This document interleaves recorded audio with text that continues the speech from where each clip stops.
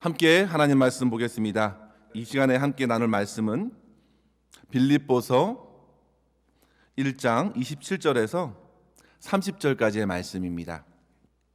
빌립보서 1장 27절에서 30절까지의 말씀, 제가 가진 성경으로는 신약성경 318면 있습니다. 함께 말씀을 교독하겠습니다. 제가 먼저 27절 읽습니다. 오직 너희는 그리스도의 복음에 합당하게 생활하라. 이는 내가 너희에게 가보나 떠나 있으나 너희가 한 마음으로 서서 한 뜻으로 복음의 신앙을 위하여 협력하는 것과 무슨 일에든지 대적하는 자들 때문에 두려워하지 아니하는 이 일을 듣고자 함이라. 이것이 그들에게는 멸망의 증거요 너희에게는 구원의 증거니 이는 하나님께로부터 난 것이라.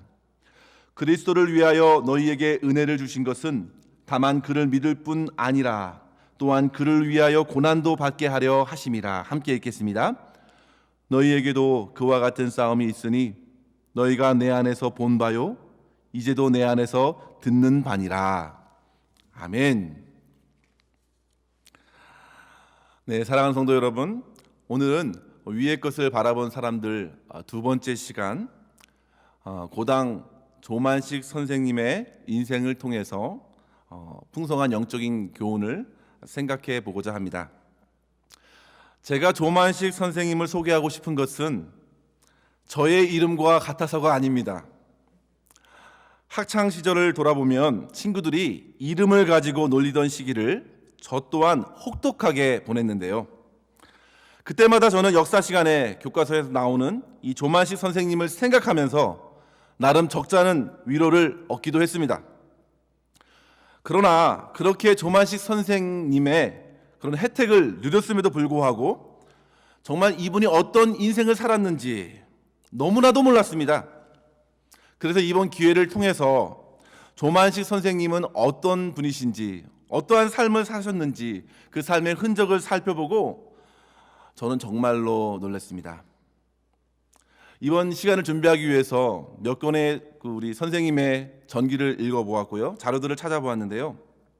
정말로 한 작은 인생을 통해서 하나님께서 얼마나 큰 소중한 일들을 이루어 가셨는지 너무나도 큰 도전이 되었는데요.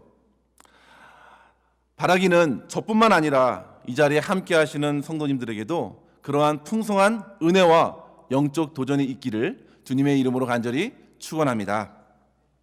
일반적으로 많은 사람들은 고당 조만식 선생님을 생각하면 조선의 간디다라는 말을 합니다. 그만큼 무저항, 비폭력의 삶을 살았고 참으로 검소하고 청렴한 본을 통해서 대중과 민중을 깨웠던 분이셨죠. 조만식 선생님은 지난주에 살펴본 남강 이승훈 선생님께서 모든 사제를 털어 세우신 그 오산학교의 선생님과 교장으로 약 9년간 섬겼던 교육자였습니다. 또한 조선일보 사장으로 약 9개월간 일했던 언론인이었으며 평안남도 사천에서 3.1 만세 운동을 주도하다가 1년 동안 옥고를 치르고 신관의 평양지회 회장으로 섬기면서 활발하게 독립운동을 펼쳐온 독립운동가였습니다. 또한 조선 물산장려회 회장으로 섬기면서 국권을 잃은 나라와 민족을 사랑하며 몸소 삶으로 실천했던 민족의 지도자라 할 수 있습니다. 그리고 일본이 패망 이후 광복을 맞이했을 때 조선의 참된 국권을 회복하기 위하여 힘썼고 끝까지 공산당 정권에 대항하면서 민족의 미래에 대한 염원과 또 하나님 앞에서의 신앙의 지조를 끝까지 지키다가 결국 평양을 떠나지 못하고 평양에 또 북한의 주민들을 끌어안고 6.25 전쟁 발발한 그해 1950년 10월 중순에 김일성의 명령에 의하여 희생당한 희생의 사람이었습니다.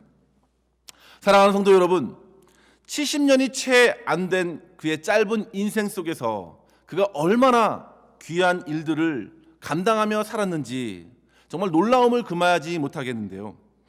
그런데 사실 그가 이렇게 수많은 일들을 넉넉하게 성실하게 감당할 수 있었던 것은 다름 아닌 하나님께서 조만식 선생 심령에 부어주신 진실한 믿음의 그 뿌리를 찾을 수 있다는 사실입니다.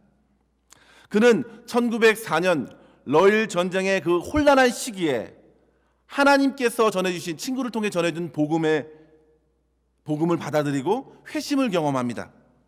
그리고 이후에 1923년 평양의 산정현 교회의 장로로 임직하면서 그는 신앙으로서 교계를 넘어 민족과 사회를 위해 더욱 헌신적으로 희생하며 섬기는 삶을 살아왔습니다. 이러한 조만식 선생, 조만식 장로님의 삶을 생각하면서 저는 오늘 본문의 말씀을 함께 나누고 싶은 마음이 생겼습니다. 그가 그토록 한평생을 의미 있고 가치 있게 살았던 근거는 무엇일까? 그것은 그 안에 있는 조만식 선생 안에 있는 그 무엇이 아니라 그에게 찾아온 살아있는 복음의 역사 때문이었습니다. 그는 한결같은 믿음으로써 일제의 압제와 이념의 극한 대립의 그 암울한 상황 속에서도 꿋꿋하게 믿음으로써 그리스도의 십자가의 길을 걸어가 하나님께 영광을 올려드리게 되었던 것이죠. 사랑하는 성도 여러분, 비록 지금의 시대 상황은 당시 100여 년 전과 비교할 수 없을 정도로 많이 바뀌었습니다. 그러나 하나님께서는 믿음의 사람들을 통해서 그 시대를 깨우기 원하십니다. 믿음의 사람들이 그 시대에 감당해야 할 역할과 사명의 그 본질만은 크게 다르지 않다는 사실이죠. 복음은 예나 지금이나 같습니다. 그 복음의 역사는 어느 시대이든지 위의 것을 찾고 위의 것을 바라보고 위에 계신 주님을 의지하는 자를 통해서 밝히 복음의 역사는 드러나기 때문입니다. 오늘 우리가 읽은 본문의 말씀, 우리 27절 말씀 한번 볼까요? 27절은 이렇게 시작합니다. 오직 너희는 그리스도의 복음에 합당하게 생활하라.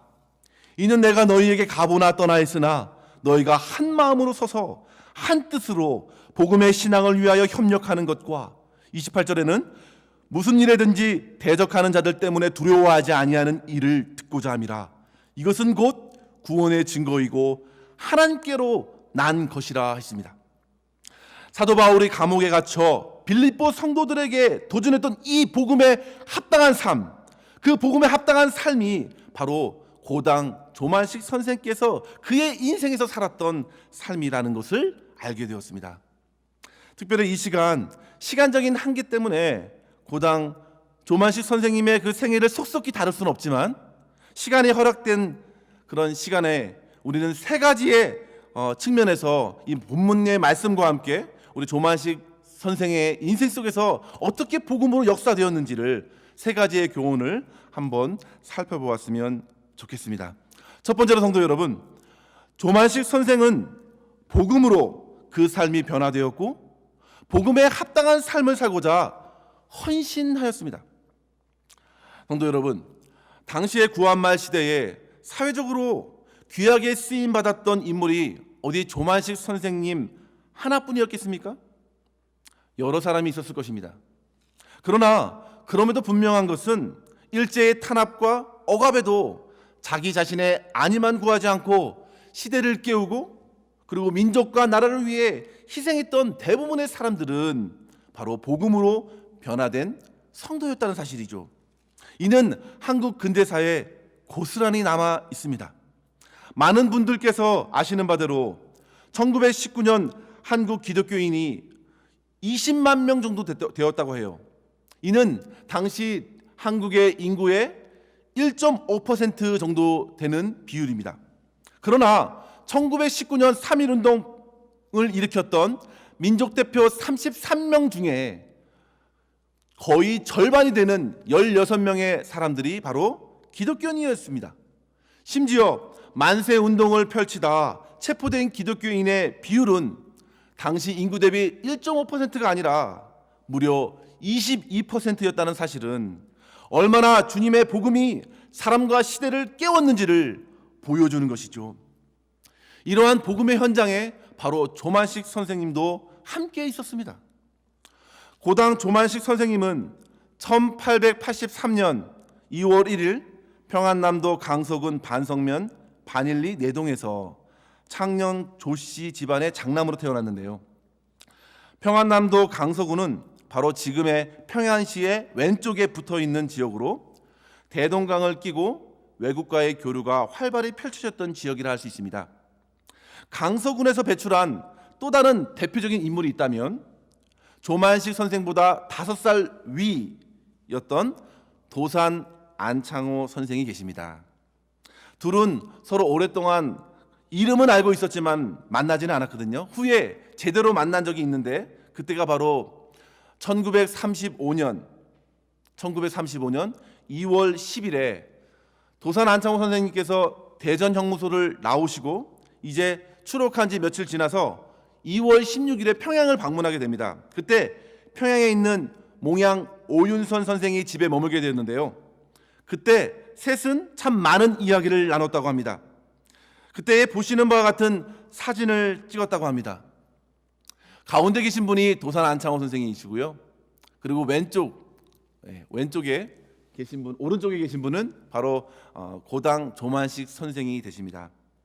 이후에 두 사람은 여러 번 방문하면서 돈독한 정을 나눴지만 3년 후에 도산 안창호 선생께서 서천하시면서 교제가 더 이상 이루어지지 않았는데요.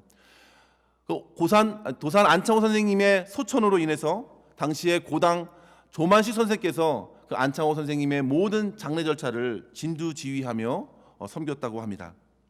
이러한 조만식 선생님을 생각하면 뭔가 어릴 적부터 남달랐을 것이다 이렇게 생각할 수 있겠지만 결코 그렇지 않습니다.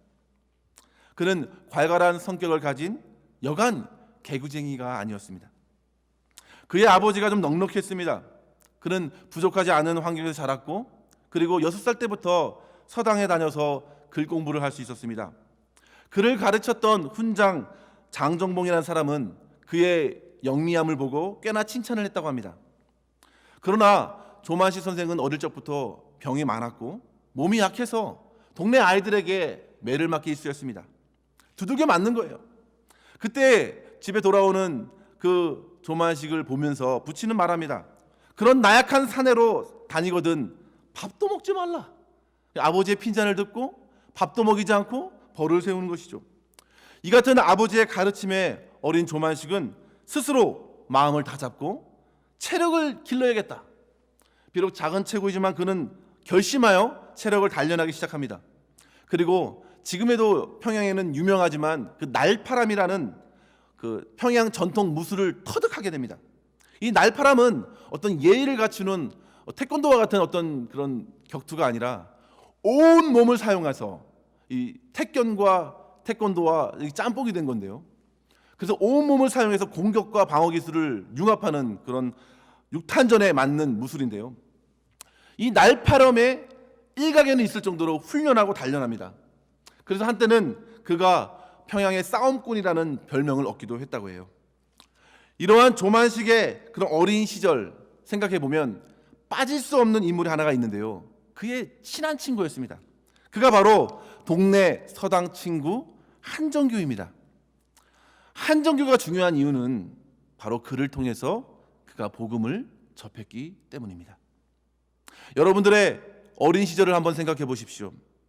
그 친구 하나 정도는 있지 않습니까? 친한 친구. 친구가 중요한 것입니다. 그런데 한정교가 그러했습니다.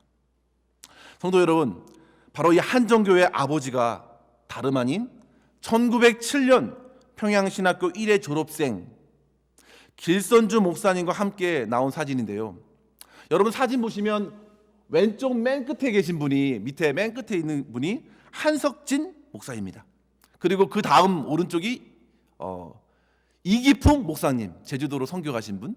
그 다음에 오른쪽에 있는 분이 길선주 장로님, 길선주 목사님이신데요. 그렇게 한정규 집에 드나들면서 아버지를 만나지 않을 수 없었을 것입니다. 당시 한석진은 어떤 사람이었냐면 미국 북장로교 마포 삼열 선교사의 조사로 일했습니다. 조사라면 지금의 전도사 역할이거든요. 마포 삼열 선교사에게 세례를 받고 같이 연합해서 교회를 세워나갑니다. 조만식이 11살 때에 한석진 조사는 마포 삼열 선교사와 함께 평양의 최초의 교회 널다리골 교회를 세우고 그 널다리골 교회는 우리가 잘 알다시피 평양의 대부흥의 진원지였던 장대현 교회가 되죠. 당시에 평양감사 민병식은 복음을 전하던 한석진 목사를 붙들어서 이렇게 회유합니다.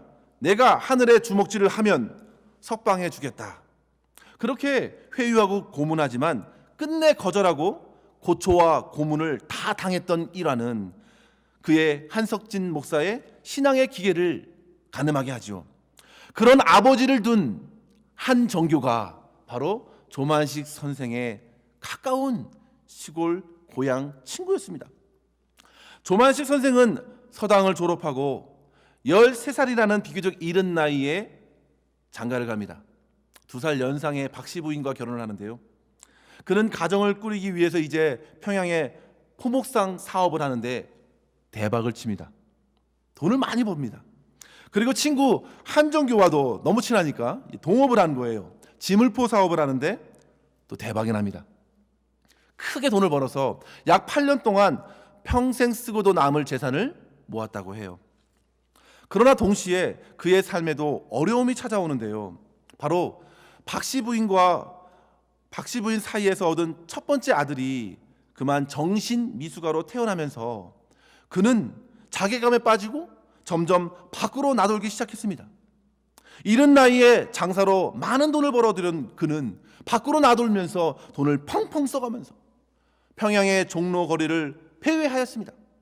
당시의 시대적 상황은 점점 암울해져 가는데 조만식은 그것과는 상관없이 개인적인 유의와 쾌락에 빠져 헤어나오지 못했습니다.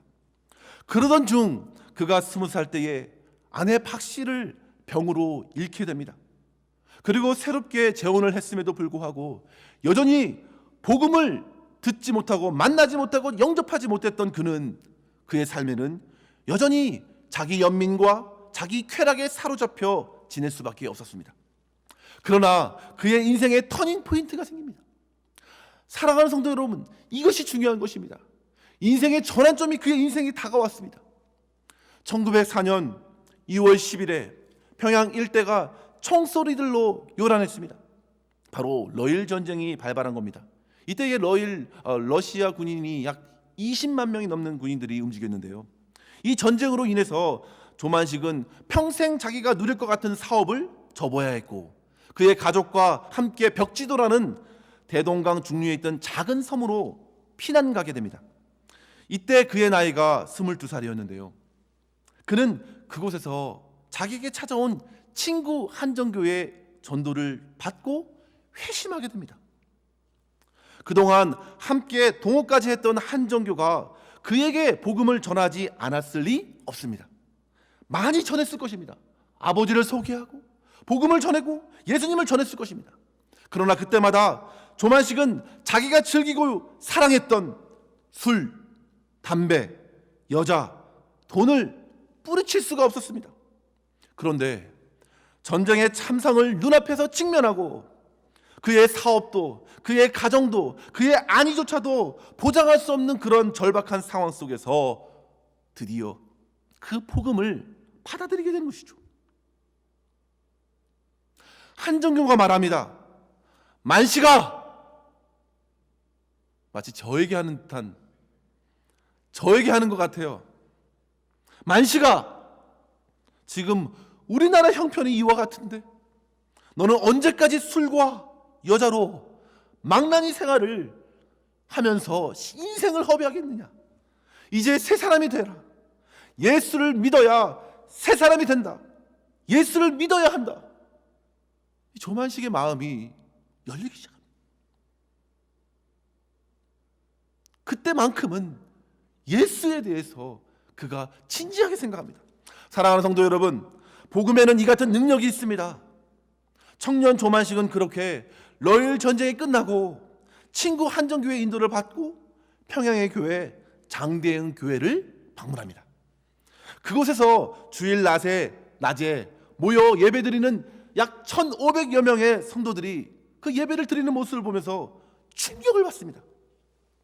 그리고 예수님을 제대로 믿어야겠다고 다시금 결심하게 되죠. 그리고 1905년에 23살의 나이에 모든 사업을 정리하고 평양의 배위랑 선교사님이 세우셨던 기독교 학교 평양 숭실학교의 문을 두드립니다. 이 숭실학교는 지금 서울 숭실대학교가 되는 학교인데요. 교장 배위랑 박사가 조만식에게 묻습니다. 도대체 너는 공부를 왜 하려고 하느냐? 무엇 하기 위해서 공부하려고 하느냐? 그러자 조만식은 한마디도 대답하였다고 합니다. 공부해서 하나님의 일을 하겠습니다. 하나님의 일을 하기 위해서 공부해야 합니다. 그 이유가 참으로 명답입니다. 배위랑 선교사는 그를 인해 받아주었습니다. 그가 23살의 나이에 초등학교 교육을 시작해서 3년 동안 공부를 하는데요. 중등학교 과정까지 다 마치게 됩니다. 그리고 그곳에서 그는 도산 안창호 선생의 그런 주옥과 같은 연설을 듣게 됩니다. 큰 감명을 받는 것이죠. 민족을 사랑해야 한다. 준비해야 한다. 그리고 무엇보다도 당시 평양에 대부 운동이 일어났기 때문에 숭실학교에도 마찬가지로 회개와 성령 운동이 불붙기 시작합니다.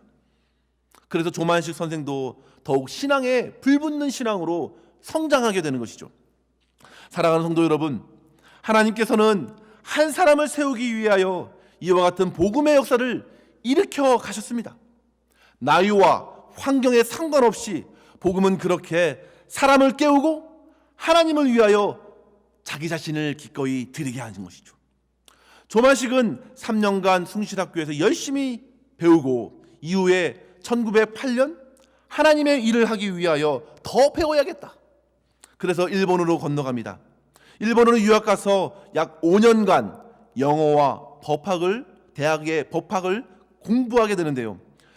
그곳에서 근데 그가 간디의 자서전을 읽게 돼요. 그 대학에서 도서관에서 간디의 자서전을 읽고 그의 사상을 익힙니다. 간디의 무저항주의, 평화주의에 크게 공감을 하고 이후에 그의 옷차림과 행세가 달라지게 됩니다.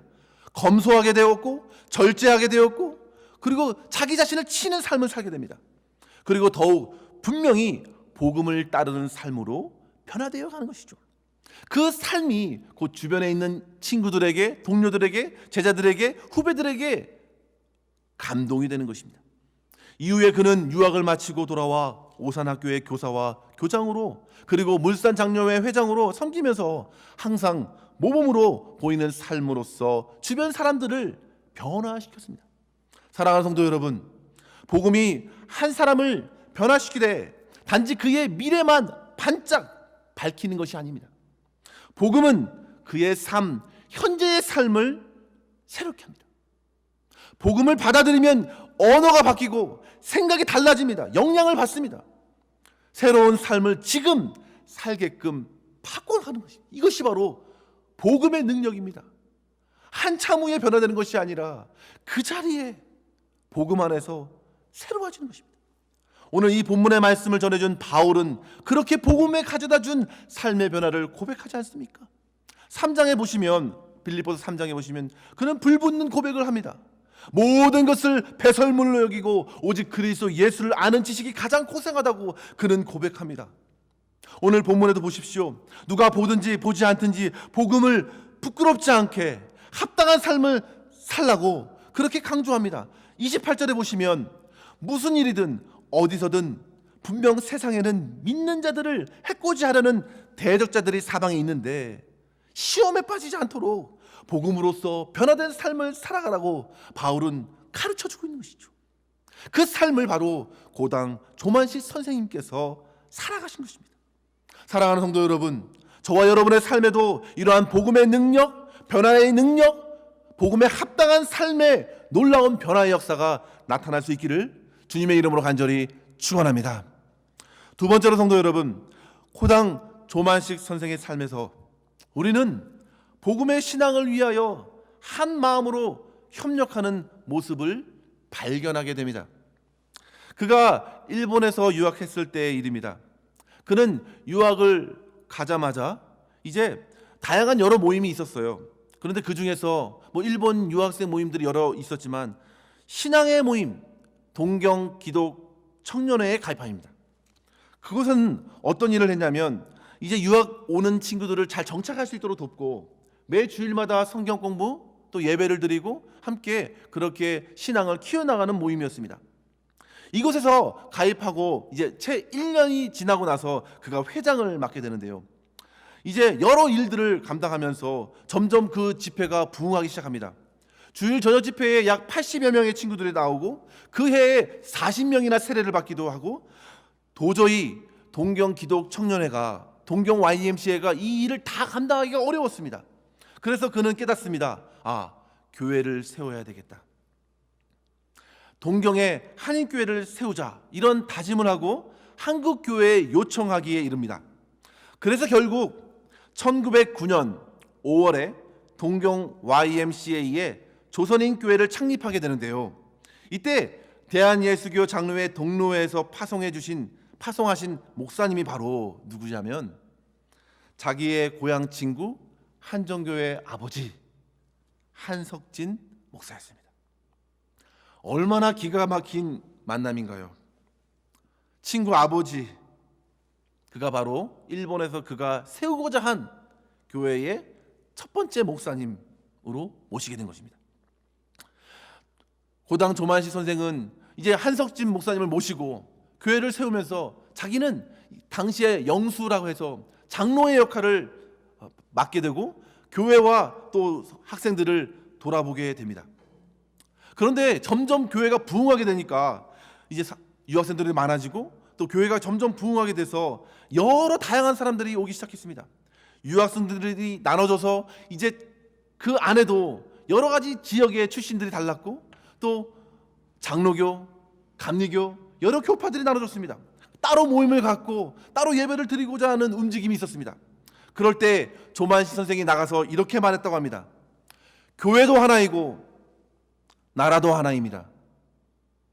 교회는 하나입니다. 우리가 따로 예배 드리지 말고 함께 드리기 위해서 조선 장로교, 감리교, 연합교회를 만듭시다. 그래서 결국 장로교 목사님이 1년을 심무하고 감리교 목사님이 1년을 심무하고 이렇게 돌아가면서 교회를 심무하는 교회를 세워나가게 되었습니다. 성도 여러분, 고당 조만시 선생님의 삶은 한마음, 한민족을 이루는 인화를 강조한 모습이 가득한 삶의 모습을 살았습니다. 고당은 1910년 한일 합방 이후에 국권에 빼앗긴 조국의 아픈 현실 속에서도 나라를 위해 한 마음으로 조국 독립을 위해서 운동해야 한다고, 힘써야 한다고 한 마음을 강조하며 살았습니다. 그는 다니는 곳곳마다, 모이는 모임마다 우리는 서로 고향을 묻지 맙시다. 서로 출신을 묻지 맙시다. 우리는 같은 민족의 사람입니다. 출신, 학력, 따질 것 이리저리 따지지 말고 하나의 마음으로 나라를 사랑하자고 그렇게 격려했습니다. 저는 이러한 고당 선생님의 입장을 보면서 개인을 넘고 교회를 넘어서서 사회와 국가에 이르기까지 하나님께서 다스리시는 넓은 이 세상 속에서 성도의 역할을 발견합니다. 우리 성도들, 그리스도인들은 이 세상에 나가서 이 세상은 하나님의 나라입니다. 하나님 안에서 하나 되고 하나님의 통치를 증거해야 합니다. 우리가 읽은 본문을 보시면 바울이 요청하는 핵심도 이와 같습니다. 바로 한 마음 한 뜻으로 복음의 신앙을 위해 협력하는 것이죠. 우리 27절의 말씀을 다시 한번 읽어볼까요? 27절의 말씀입니다. 같이 한번 읽습니다. 시작. 오직 너희는 그리스도의 복음에 합당하게 생활하라. 이는 내가 너희에게 가보나 떠나 있으나 너희가 한 마음으로 서서 한 뜻으로 복음의 신앙을 위하여 협력하는 것과 한 마음으로 한 뜻으로 그리스도의 마음으로 한 마음으로 바울이 감옥에 갇히면서도 늘 주님 안에서 하나 되는 것을 염려한 것입니다. 권면하는 것입니다. 그 또한 살든지 죽든지 그리스도가 존귀히 되길 원한다고 고백합니다. 지금 자기 자신은 죽는 것도 유익하다. 그러나 내가 살아있는 것은 빌립보 성도들을 위하여, 믿음의 사람들을 위하여, 앞으로 복음을 들을 사람들을 위하여, 당신들을 위하여, 그리스도와 하나 되게 하기 위하여 내가 사명을 받은 것이다. 사랑하는 성도 여러분, 우리에게 전해진 복음은 자기의 유익을 구하지 않게 합니다.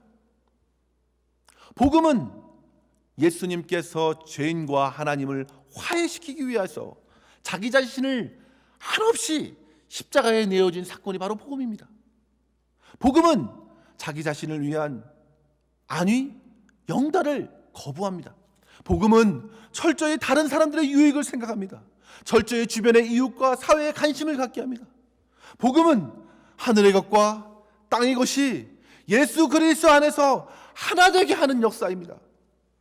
그렇게 고당 선생님은 1913년에 유학을 마치고 귀국한 후에 백오인 사건으로 인하여 이승훈 선생님께서 감옥에 갇힐 그때에 어려움을 겪고 있는 오산학교에 들어갑니다.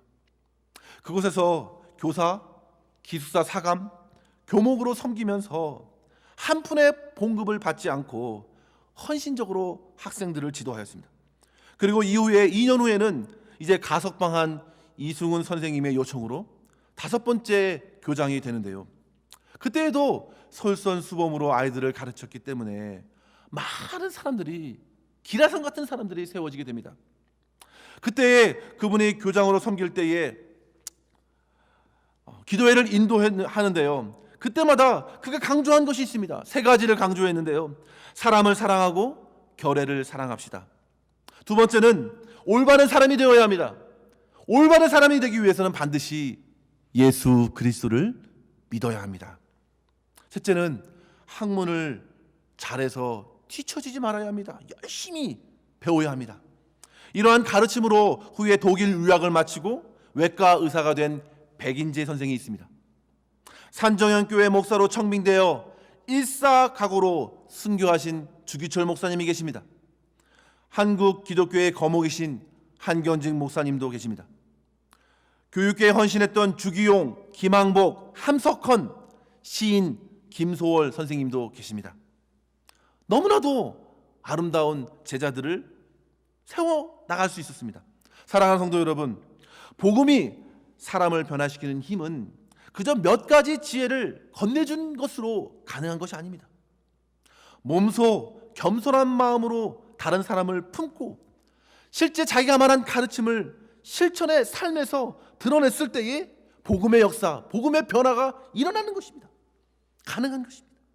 하나님의 아들 예수 그리스도께서 이 땅에 날아와 저와 여러분을 그렇게 섬기신 것을 생각해 보십시오.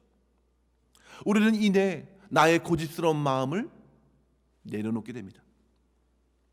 교장 조만식 선생님이 그렇게 새벽 일찍 일어나 학생들을 위해서 화장실 밑에 꽁꽁 얼어붙은 변을 녹이며 청소하는 것을 보았던 학생들이 어찌 스승의 사랑과 가르침에 반응하지 않을 수 있겠습니까?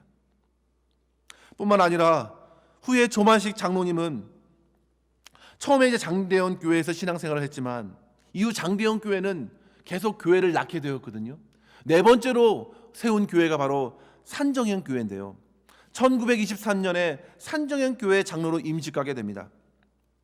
그때 1936년에 산정현 교회 담임 목사님을 청빙하는 과정에 있어서 이제 박형영 목사님이라고 당시에 사역을 했던 분인데 그분의 추천으로 마산에 계신 문창교회에 계신 자기 제자였던 주기철 목사님을 청빙해야 된다, 이런 의견이 나왔습니다.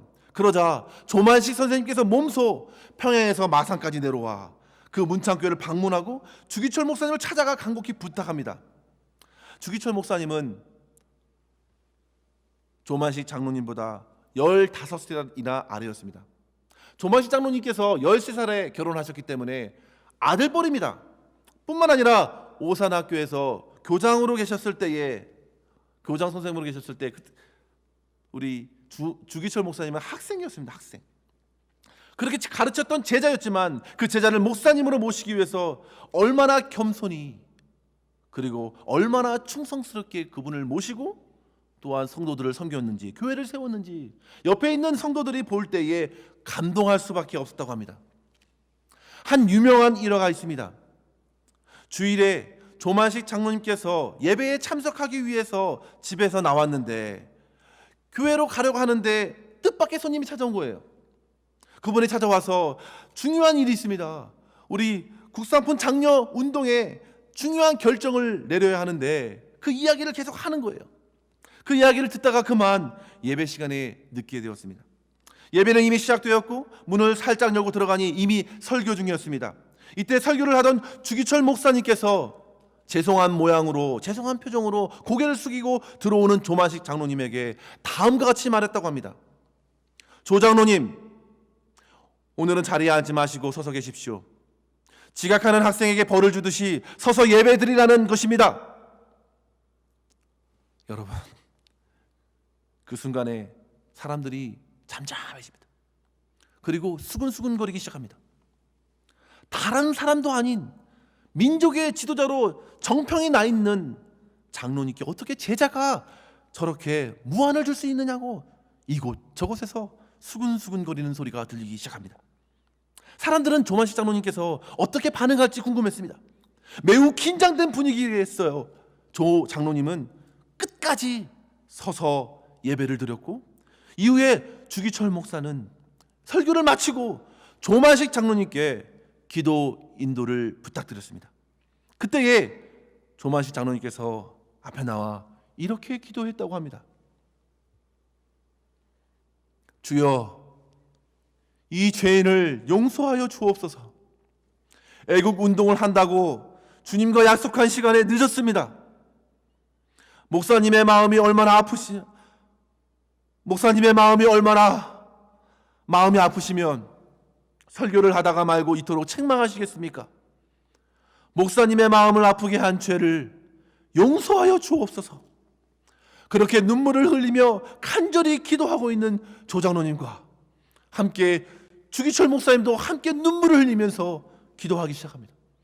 온 성도들이 하나 되어 눈물로 주님께 기도를 드렸다고 합니다. 이 기도를 읽으면서 저 또한 이 조 장로님의 마음을 느낄 수 있습니다. 이분이 주님을 향한 마음,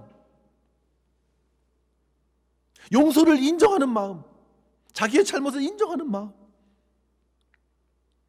그 일을 지나고 나서 성도들이 다 두 사람을 존경합니다. 그 스승의 그 제자다. 그 장로, 그 목사의 그 장로다. 두 분을 다 존경하는 거예요. 지금 보시는 이 사진은 그 산정연교회의 재직회의 회원들의 사진입니다. 이제 왼쪽에 끝에 보시면 밑에 보시면 조만식 장로님께서 1번에 앉아 계시죠. 그리고 중간에 네 번째 보시면 주기철 목사님, 코스비 염나신 분이 주기철 목사님이십니다. 그리고 바로 옆에 계신 분이 바로 유계준 장로님이신데요. 우리 교회에 유정근 장로님의 할아버지. 우리 교회에 유정근 장로님의 할아버지가 계셔서 제가 소개를 해드립니다. 이 산정한 교회의 이 하나된 모습들 우리가 보게 됩니다. 사랑하는 성도 여러분, 그렇습니다. 그리스도의 복음 안에서 우리 모두는 한 지체입니다. 같은 마음, 예수 그리스도의 마음으로 하나된 믿음의 공동체입니다. 복음이 그렇게 우리를 하나 되게 합니다. 목사, 장로, 집사, 권사 할 것 없이 모두 같은 성도로서 한 마음으로 주님을 섬기고 이웃과 나라를 섬기는 것입니다. 하나님으로부터 갈라진 마음을 우리 주님께서 메워주셨는데 서로 이간질해서 될 일이 결코 아닙니다. 부끄러운 일입니다. 용서하지 못할 죄인이 없습니다. 사랑하지 못할 사람이 없습니다. 예수님께서 나를 그렇게 용서하시고 사랑해 주신 것이 복음입니다. 그렇게 사랑과 겸손, 용서와 관용으로 더욱 하나 되어 주님을 섬기고 세상에 선한 복음을 증거하는 역사가 바로 저와 여러분의 또 우리 나성하님 교회 사역의 현장에 나타날 수 있기를 주님의 이름으로 간절히 축원합니다. 끝으로 성도 여러분, 조만식 선생님은 끝까지 믿음의 길을 걷다가 십자가의 고난을 따라가는 삶을 살았음을 보게 됩니다. 우리 29절의 말씀인데요, 같이 한번 읽어볼까요? 같이 한 목소리 있습니다. 시작. 그리스도를 위하여 너희에게 은혜를 주신 것은 다만 그를 믿을 뿐 아니라 또한 그를 위하여 고난도 받게 하려 하심이라. 아멘. 아멘. 고당 조만식 선생님께서는 3.1 운동에 참여하기 위하여 1919년 2월에 오산학교 교장직을 사임합니다. 그리고 평남 사천 지역에 가서 독립만세 운동을 펼치다 결국 일본 현병대에 붙잡혀 평양 형무소에서 1년간을 복역하게 되는데요. 그런데 그가 1년을 복역하기로 했지만 그 다음에 1월에 2개월이 채 남겨놓고 조기 가석방을 시키려고 했습니다. 주변의 사람들은 하나같이 그가 가석방 명단에 올랐다고 기뻐했지만 조만식 선생님은 그렇지 않았습니다. 조만식 선생은 오히려 이렇게 말했습니다. 내가 10개월 동안 수감된 것 자체가 불법인데 가석방이라는 이름으로 혜택을 받는 것은 더욱 불명예스러운 일이니 가출로 가지 않고 이대로 자녀 형기를 모두 채우고 나가겠습니다. 그렇게 단호하게 거절합니다. 그러나 일제는 이런 그의 모습이 더욱 얄밉고 혐오스럽기 때문에 억지로 가석방을 시켰다고 합니다. 이것은 바로 고난이라면 고난이 와도 결코 요령을 부리지 않는 선생님의 모습을 보여주는 예가 될 수 있는 것이죠. 고당은 그렇게 가석방을 억지로 당하고야 맙니다. 그리고 다시 옥중에 있던 이승훈 선생님의 요청으로 다 무너진 오산학교 교장직을 다시 수행합니다. 그리고 이후에 이름뿐이었던 조선물산장려회 평양회장을 맡으면서 전국 각지로 돌아 다양한 물산장려 운동을 펼치기 시작합니다. 민족을 사랑하게끔 운동을 펼치는 거예요. 당시 우리 고당 선생님이 이끌었던 평양 조선물산장려회는 일제의 강력한 탄압으로 1937년 해체될 때까지 가장 오랫동안 처음부터 끝까지 무려 15년 동안 활동하게 되었는데요. 이를 통해서 민족의 자립경제를 세울 수 있는 토대를 갖추게 되었고 여러 독립단체들의 활동에 불을 지폈습니다. 이러한 운동이 가능했던 것은 바로 그분께서 어떻게 그 운동을 펼쳐갔느냐였습니다. 그는 유학 이후부터 줄곧 조선에서 난 무명 두루마기 옷을 거쳤다고 합니다. 겨울옷, 여름옷, 갓과 그 다음에 탕건을 썼고 신발은 가죽 신으로 만들어진 신을 신었습니다. 명함까지도 국산에서 만들었던 국산 한지로 만든 것만 사용하였고 어떠한 양복도 입은 적이 없다고 합니다. 그의 모습을 통해서 그 운동이 펼쳐지게 되는 것입니다. 그러니 과연 조선의 간디라는 애칭이 따를 수밖에 없는 것이죠. 그의 이 같은 민족 사랑의 마음은 많은 이들을 감동케 하고 수많은 독지가들의 기부를 이끌어서 많은 기관들이 세워지게 되었습니다. 체육회, 교육계, 경제계를 아울러 민족과 나라를 사랑하는 운동이 펼쳐지게 되는 것이죠. 그는 또한 당시 75%가 넘는 농촌에 있는 지역의 청년들을 일깨우고 그들에게 하늘을 공경하고 사람을 사랑하는 경천에 인해 복음을 전하기에 힘썼습니다. 조선을 위해, 백성을 위해, 교회를 위해 그렇게 의미 있게 살아가야 한다고 그렇게 강연하고 다녔습니다. 사랑하는 성도 여러분, 이러한 불붙는 그의 믿음이 바로 일제 치하에서도 살아있는 믿음을 간직할 수 있었던 것이죠. 신사참배와 창씨 계명을 강요했던 그 혹독한 고난의 시기를 통과할 수 있었던 것은 바로 이러한 믿음 때문이었습니다. 그는 사랑하는 제자이자 목사님이신 주기철 목사님을 순교로 현장으로 보내면서 끝까지 교회와 성도들을 지켰고 결코 세상과 타협하지 않고 고난 가운데 은둔 생활을 이어가면서 언제 다가올지 모르는 자기의 죽음을 미리 준비하며 유언을 남겼다고 합니다. 그 유언은 이렇습니다. 조선이 독립되기 전에 내가 죽으면 비석에 눈 2개를 그려주세요. 한 눈으로는 일본이 망하는 것을 보고 또 한 눈으로는 조선이 독립하는 것을 보게 해주십시오. 그만큼 그는 죽을 각오를 다했던 것이죠. 그런데 결국 고당은 하나님의 은혜 가운데에 광복을 맞이하게 됩니다. 이후에 사람들은 그에게 찾아와 평양의 민심을 수습해달라고 요청합니다. 그래서 그는 평양 지역의 건국위원장이 됩니다. 그러나 결국에는 북의 소련의 주장으로 인해서 신탁 통치가 진행되고 김일성을 중심으로 한 공산당 세력이 힘을 갖게 되면서 민족의 지도자 조만시 선생은 최후의 기로로 몰리게 됩니다. 그럼에도 그는 끝까지 민족 앞에 하나님 앞에 타협할 수 없었습니다. 그가 소련과 공산당의 입장에 동의만 한다면 북한 지역 최고 지도자의 지위와 권한을 넘길 용의가 있다고 그렇게 많은 달콤한 회유를 받았지만 결코 타협하지 않고 끝내 고난의 가시밭을 걷다가 결국 1946년 1월 평양의 고려 호텔에 감금되어 무려 4년 반 동안 갇혀 지내게 되죠. 물론 이후에도 계속 남쪽에서 사람들을 보냅니다. 요원을 보내서 그를 구출하기 위해서 여러 시도를 합니다. 그러나 그때마다 그는 한사코 거절하면서 그들을 만류하였습니다. 그는 말합니다. 나는 이북 동포를 버려두고 혼자 월남할 수는 없습니다. 아무래도 이 민족을 버리고 떠날 수는 없습니다. 나는 북의 1천만 동포와 생사를 같이 하겠습니다. 그렇게 민족 분단의 십자가를 짊어지고 이후에 자기에게 찾아온 아내와 두 아들에게도 그저 봉투에 자기의 머리카락을 담고 내어 보냈습니다. 그리고 가족과 헤어지기에 앞서 그는 두 아들을 붙들고 이렇게 하나님께 기도했다고 합니다. 하나님, 이 아이들을 돌봐 주시옵소서. 어디서든지 신앙을 지켜 하나님의 자녀로 살아가게 하여 주옵소서. 이 아이들의 앞길을 인도하여 주옵소서. 민족과 교회에 쓰임받는 일꾼들이 되게 하여 주옵소서. 일생 동안 하나님의 영광을 위해 살아가게 하옵소서.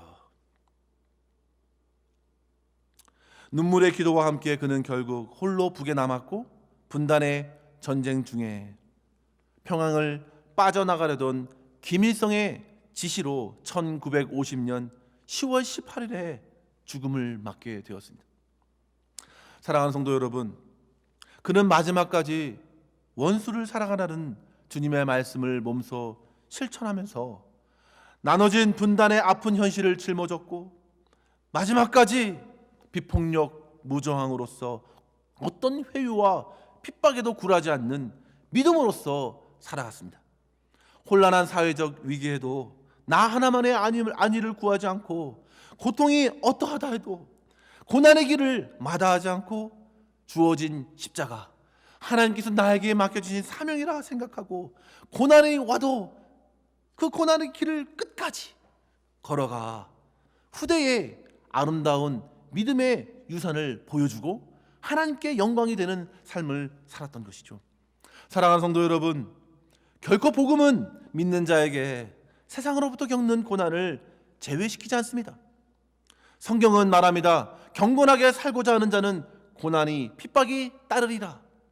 성도 여러분, 피하려 하지 말고 타협하려 하지 말고 마땅히 믿음의 고난을 감내하며 오늘 내 삶의 자리에서 복음이 가져다주는 빛나는 십자가의 길, 그 십자가의 삶을 끝까지 살아가시며 장차 우리 주님을 배울 때에 기쁘게 주님을 맞이함에 그런 현장에 거할 수 있기를 주님의 이름으로 간절히 축원합니다.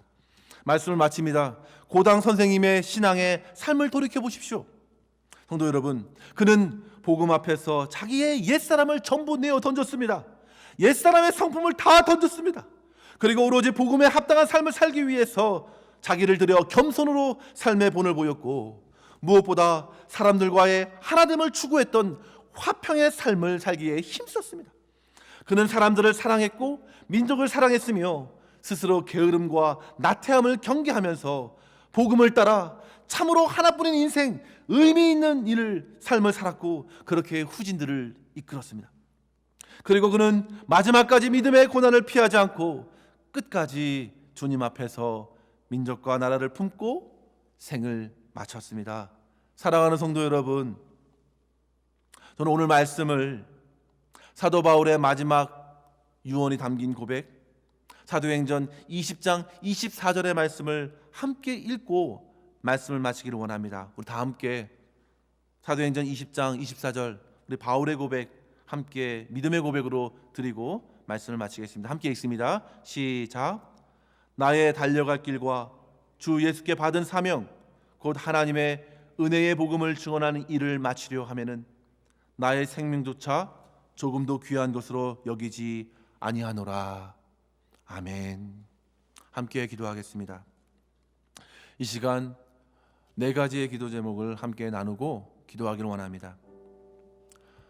사랑하는 성도 여러분, 주님께서는 저와 여러분에게 복음을 전해 주셨습니다. 언제 누구를 통해서 다 다른 모양으로 우리는 복음을 접했습니다. 과연 그렇다면 우리는 그 복음을 받아들고 변화된 삶, 복음에 합당한 삶을 살아가고 있는가? 복음이 내 인생을 변화시켰는가? 아니면 나는 꿋꿋이 완악한 마음을 고집하고 있는가? 날마다 자기 자신을 주님께 맡기고, 주님, 복음에 합당한 삶, 복음에 변화된 삶을 살아가 복음 앞에 순종할 수 있도록 인도하여 주옵소서. 이렇게 기도했으면 좋겠습니다.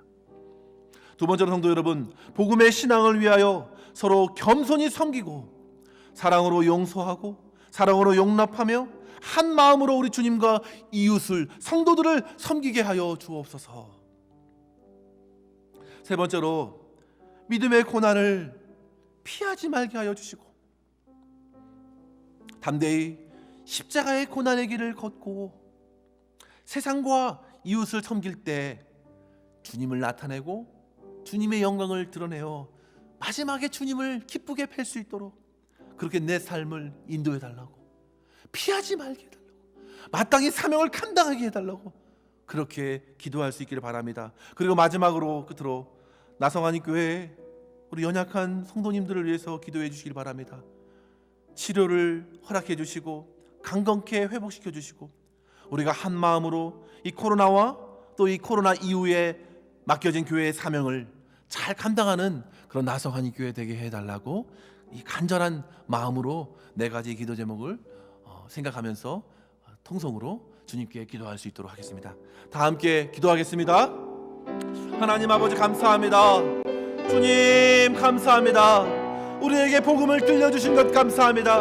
아름다운 믿음의 유산을 남겼던 믿음의 선조들을 생각하면서 다시금 도전받게 하시니 감사합니다. 바울을 만나고 조만식 선생을 만나고 또한 우리 이승훈 선생을 만나고 위의 것을